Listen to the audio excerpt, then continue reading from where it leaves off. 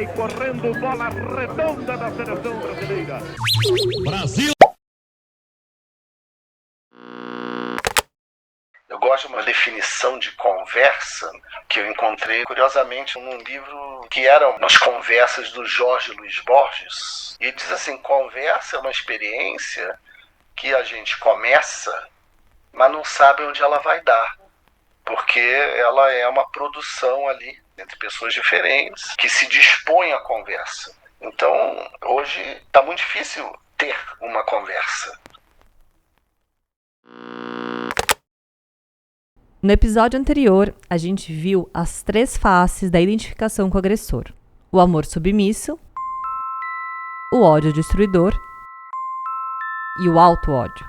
3 destinos da humilhação, 3 portas num game show macabro. Exploramos um território delicado e ao mesmo tempo potente, a humilhação e suas possibilidades de transformação. Como vimos, a humilhação pode nos paralisar, nos fazer pequenos, nos reduzir ao silêncio.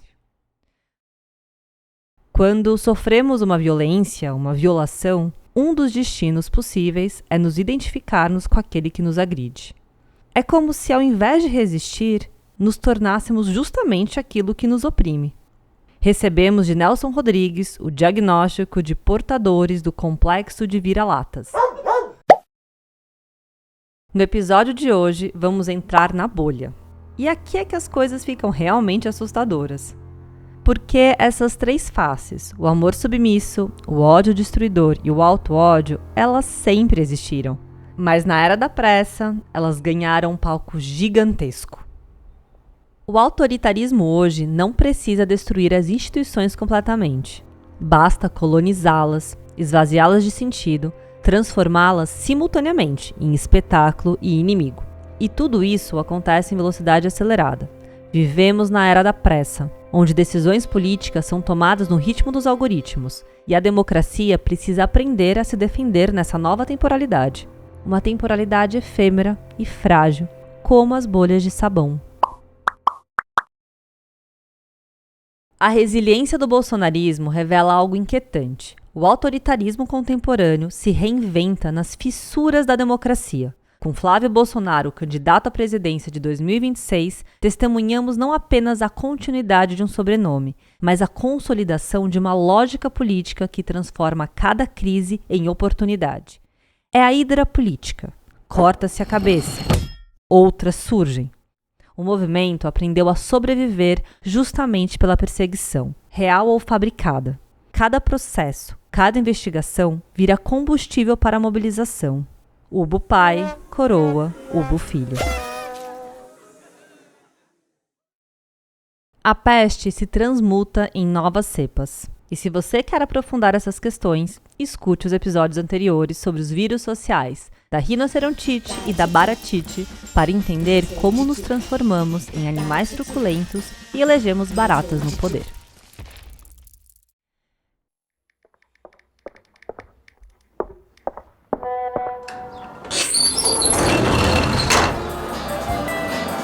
Eu sou a Fernanda Fázio e este é o 2º episódio, Risos em Rede, da trilogia Ser ou Não Ser Vira-Latas, com o professor entrevistado Daniel Kuperman.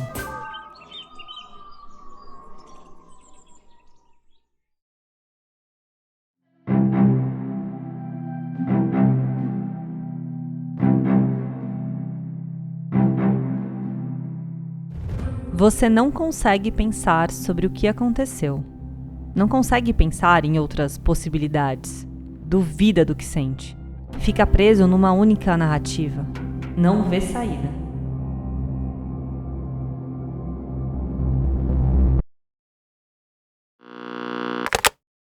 E isso, do ponto de vista psicanalítico, é o achatamento da subjetividade. O que Freud chamava, inclusive, de proibição do pensamento, né, quando ele falava do recalque, mas que pode ser aplicado também para o efeito do trauma, né? É a proibição do pensamento, eu não consigo pensar sobre aquilo.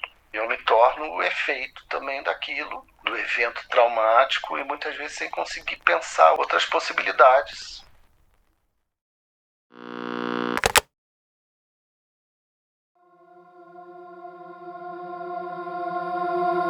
A achatamento da subjetividade, proibição de pensamento.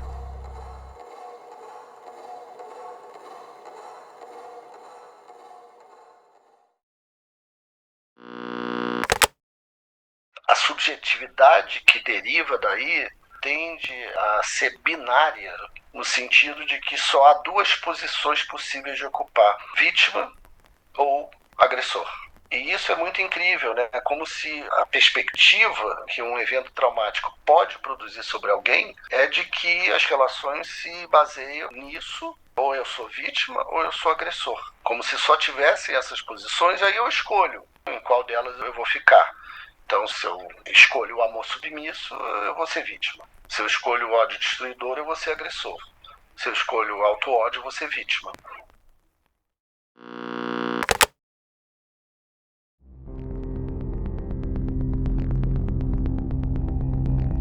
Claro que essa é a melhor saída que o sujeito encontrou para não cair no abismo, para não colapsar. Mas o problema é a prisão que isso acarreta. E na pressa da era que vivemos, essa prisão ganha contornos ainda mais violentos. Vivemos sob a urgência da produtividade, da eficiência, do desempenho. A lógica é binária: ganhador ou perdedor, sucesso ou fracasso, tudo ou nada. A existência se reduz de tal forma que a dimensão do desejo, da relação com o outro, da criação, tudo isso desaparece. Reduzidos ao valor de mercadorias, as subjetividades se tornam totalmente capturadas pelo consumo. Então a gente vive em bolhas. A gente é bombardeado por fake news. A gente não sabe mais em quem confiar. E no meio disso tudo, tem gente usando o humor como arma. Mas será que o humor só pode ser arma? Ou ele pode ser também escudo, antídoto, resistência?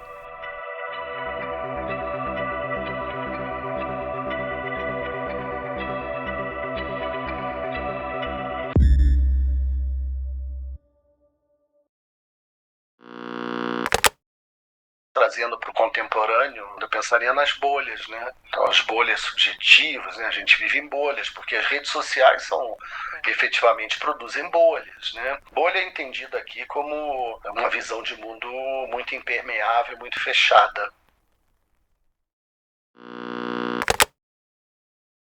Quanto mais fechado em si mesmo, menos acesso ao diferente, mais embolado na certeza inabalável o sujeito se torna. Guerras e conflitos também seguem essa lógica. Tem os que matam e os que morrem. As questões sobre segurança pública também trazem isolamento. Condomínios fechados, segurança privada, carros blindados, lugares exclusivos. Tudo isso também reflete essa perspectiva binária: os que estão dentro ou fora do capitalismo. Consequentemente, as bolhas subjetivas propiciadas pelas redes sociais intensificam ainda mais esse isolamento. Quando as pessoas estão imersas em seus campos de certezas inabaláveis, não há conversa possível. As subjetividades vão se retroalimentando do mesmo, ficando menos empáticas, mais enrijecidas. O professor Daniel e outros pesquisadores, como o professor Gustavo Henrique Dionísio, cunharam o termo comunidades impermeáveis, para justamente falar sobre isso. A mim, que sou mãe, me ocorreu chamar de efeito festa de aniversário de criança de 7 anos. Todo mundo concorda com tudo. Todo mundo acha as mesmas coisas legais. Veste a mesma roupa do seu herói ou princesa favoritos. E se alguém discorda, é expulso do grupo. A diferença é que a criança de 7 anos eventualmente cresce. A internet não. Só regride, infantiliza os adultos. Vendo as mesmas coisas, dos mesmos grupos, no império do mesmo. Essa é a lógica narcísica dos espelhos. O risco é achar que aquilo é a realidade, convencer-se de que a maioria das pessoas pensa assim. E quando você vive numa bolha, quando você só vê o mesmo, quando você só tem essa certeza inabalável, você para de conversar. Você interage para reafirmar.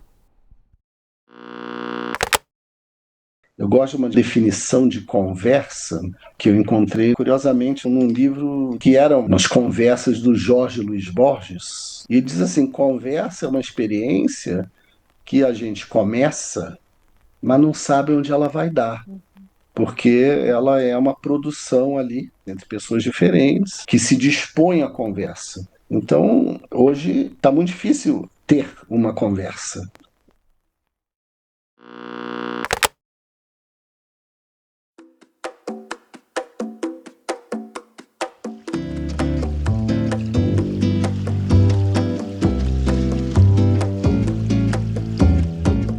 Mas talvez exista uma saída, e ela passa pelo humor. O humor pode ser usado para desmentir o tirano ou reforçar a opressão. Daniel Kuperman faz uma articulação inovadora entre os xistes de Freud e a teoria do trauma de Ferenczi. Ele mostra que a estrutura da piada e a estrutura do trauma são idênticas. Mesmos personagens, mesmo enredo, mesma dinâmica de poder. A diferença está no final. Ou você ri, ou você chora. E às vezes você faz os dois.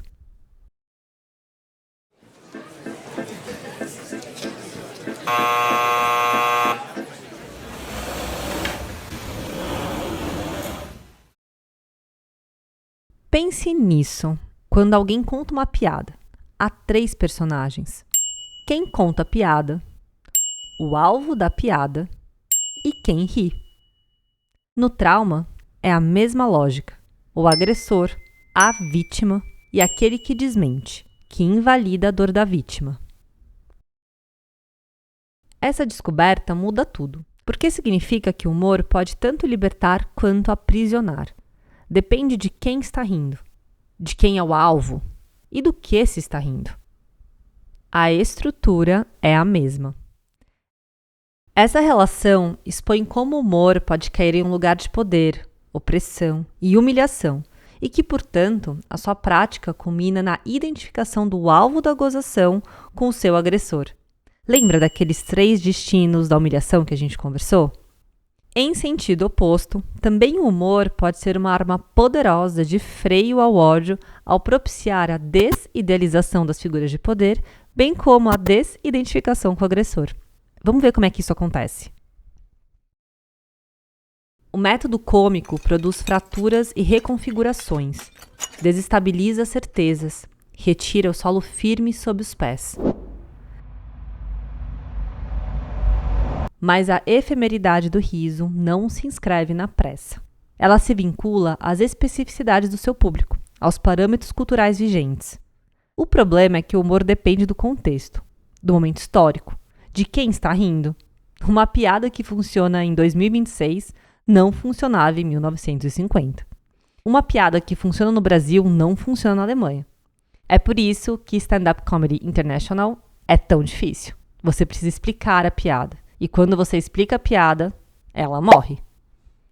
Por isso, a adesão ao riso nem sempre visa um caráter de transformação. Pode, ao contrário, orientar-se para fins conservadores, voltados à manutenção do status quo, direcionando a agressividade àqueles que desestabilizam um sistema injusto.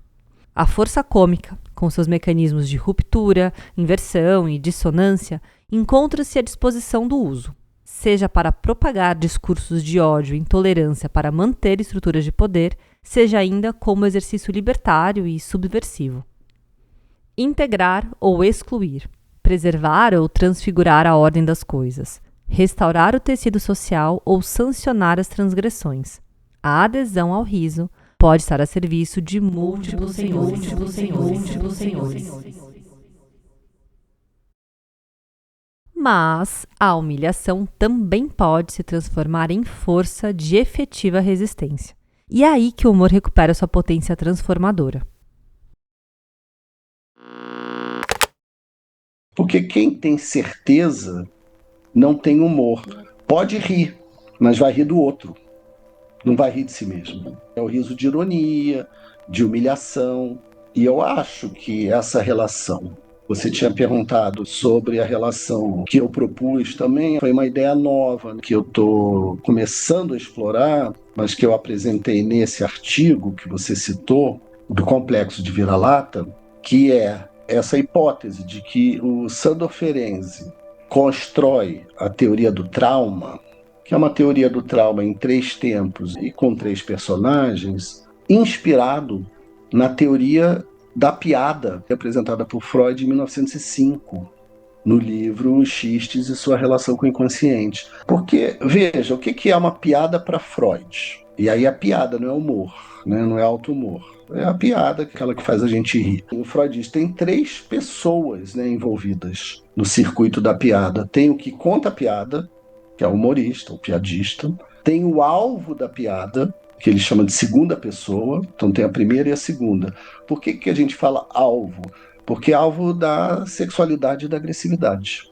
Então pode ser uma minoria, como se piadas a gente conhece muito, racismo recreativo no Brasil, piada de mulheres, assim como o narcisismo das pequenas diferenças, tinha piada de português, né, antigamente e tal. Então tem o alvo da piada, que é o alvo da agressão e do apoderamento, né, sexualidade nesse sentido. E a terceira pessoa, que é o público, que valida ou não a piada como tal. Então, se o público ri, tá tudo certo. Se você contar numa hora errada, para público errado, isso soará como ofensa. E por quê? Então, o Freud toma do Bergson, né, a frase famosa que é: toda piada requer sua própria paróquia.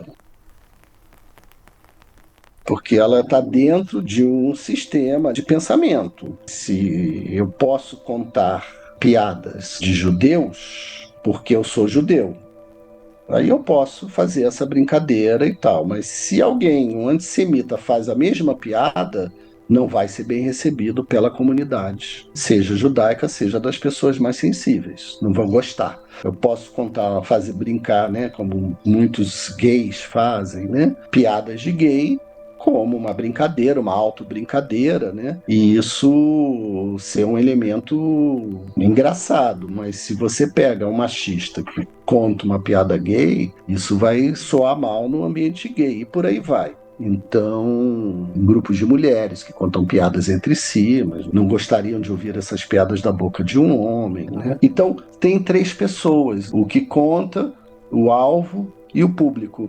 E o que o Ferenczi percebeu, me parece, é que o que está em jogo, e por isso que esse texto é tão importante, e na obra do Freud, e eu acho que a maioria dos leitores e comentadores não percebeu isso, alguns perceberam, né, como Ferenczi, como Lacan, né, e alguns outros, mas é que ali tem o esboço de uma teoria social, porque ele diz, capítulo 5 tem esse título, né, é a piada como processo social. Então, se eu estou falando em processo social, eu estou pensando ali um esboço de uma teoria, né, dos afetos políticos, é porque eu estou trabalhando o campo da humilhação. O Freud está trabalhando o campo da violência e o campo da humilhação, só que pensando a piada como o consentimento sublimado da violência, da sexualidade, da agressividade, né? Então a gente pode rir disso.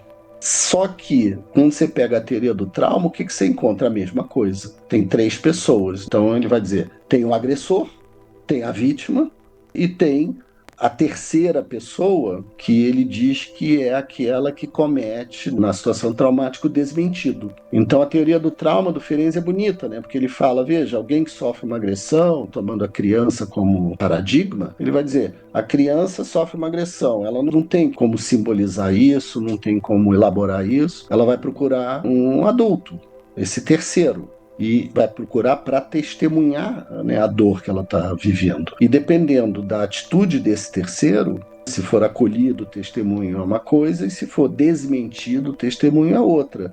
Então eu vou ter trauma ou não. A estrutura é a mesma.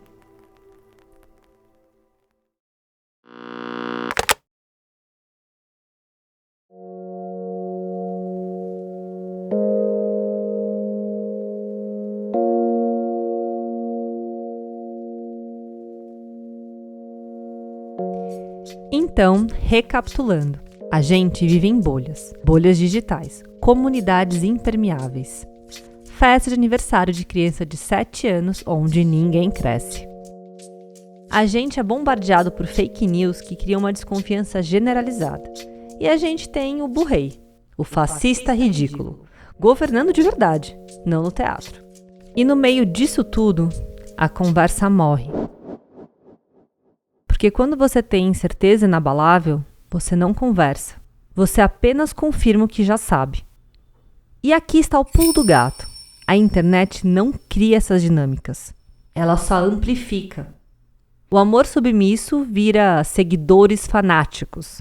O ódio destruidor vira cancelamento em massa. E o auto-ódio vira meme de autodepreciação. As 3 faces da identificação com o agressor, que a gente viu no episódio anterior, ganham superpoderes na internet.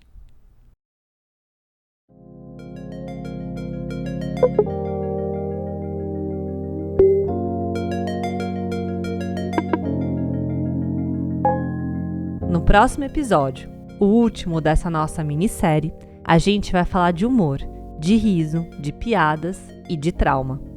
Vamos entender como o riso pode desidealizar o tirano. Para nos ajudar na conversa, vou trazer Ubo Rei, peça de teatro de Alfred Jarry.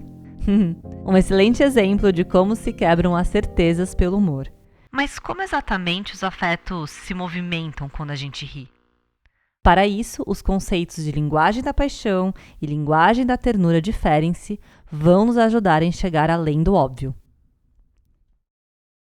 Porque talvez a saída não seja deixar de ser vira-latas. Talvez seja transformar o que significa ser, ressignificar, virar o jogo, rir. E para isso, a gente precisa de tempo. Tempo para gastar, tempo para desperdiçar, tempo para conversar com quem pensa diferente, tempo para rir de nós mesmos sem nos destruir. Tempo para sair da bolha. Você acabou de ouvir o 2º episódio da minissérie Ser ou Não Ser Vira-Latas. Até o próximo episódio. E lembre-se, se você está na bolha, experimenta furar um pouco essa bolha. Este roteiro foi escrito por mim, Fernanda Fázio, com uma certa pressa e urgência por conta dos prazos finais do doutorado. A ironia não me escapa. A edição é do Arthur Chagas, que continua tendo a paciência de um santo para lidar com meus plim-plins conceituais e divagações sobre as bolhas da internet. A Ana Cristina cuida da nossa identidade visual. E o Luiz Santiago Málaga, da Tímpano, revisa comigo esse roteiro e cria estratégias para que esse episódio chegue a quem precisa ouvir. As reflexões desse episódio se basearam em Daniel Kuperman, Letícia Cesarino, Gisele Belgman, Eli Parisier. Todas essas referências estão nas notas do episódio. O artigo do Daniel Kuperman, O Complexo de Vira-Lata, Identificação com o Agressor, Auto-ódio e Pulsão de Repouso, está na Revista Brasileira de Psicanálise. Vale muito a leitura. Se você gostou, compartilha. Se não gostou, também compartilha, mas na sua bolha, obviamente, a gente não vai invadir. Nosso Instagram é @eradapressa. Acompanhe as discussões do próximo episódio. Trauma e resistência pelo riso. Parte 3 e episódio final dessa minissérie. Até já já!